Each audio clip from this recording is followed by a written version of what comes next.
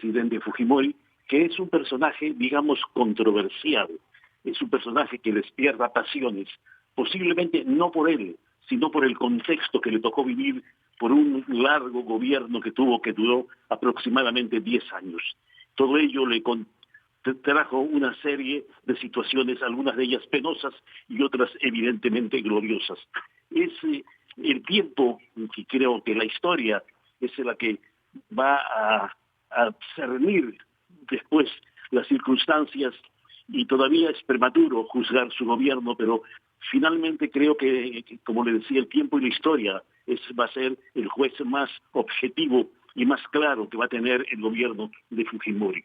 Yo creo que hay que reconocerle al presidente Fujimori de manera innegable que él derrotó a Sendero Luminoso y al MRTA, dos movimientos subversivos que flagelaron la vida social, política y económica del país, especialmente Sendero Luminoso, que en su momento fue considerado uno de los movimientos más sanguinarios del mundo. El demérito es que con el golpe de Estado, con el cierre del Congreso, el Perú sale del sistema político internacional y el Perú es casi un apestado internacional.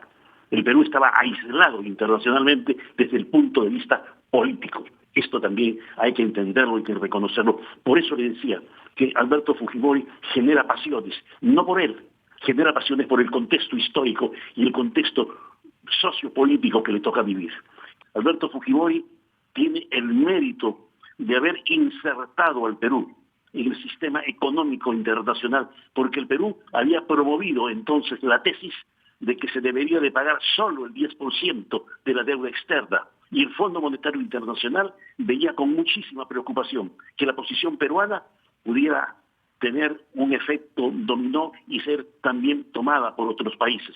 Bien, ciertamente hay que decir que mientras Alberto Fujimori y su socio Vladimiro Montesinos derrotaban a Sendero Luminoso, al mismo tiempo le vendían armas a la FARC, que era un movimiento revolucionario colombiano. Por eso le digo, tiene una suerte de ambivalencia en el escenario histórico nacional e internacional.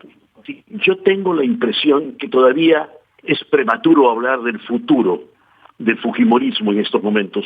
El fujimorismo ha estado funcionando sin Fujimori.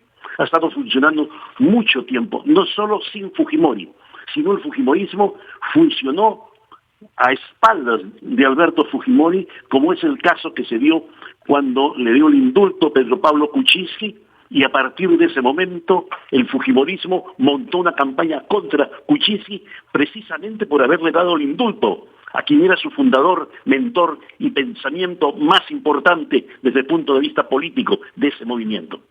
Reflexión muy tranquila y muy serena. Y le digo esto que exige la serenidad y la tranquilidad, porque anunciar de manera agorera que el partido puede finalmente desaparecer, eso es un excesivo pesimismo, como también sería un excesivo optimismo decir que la muerte de Alberto Fujimori va a catapultar a Keiko Fujimori. Creo que ambas posiciones son excesivas.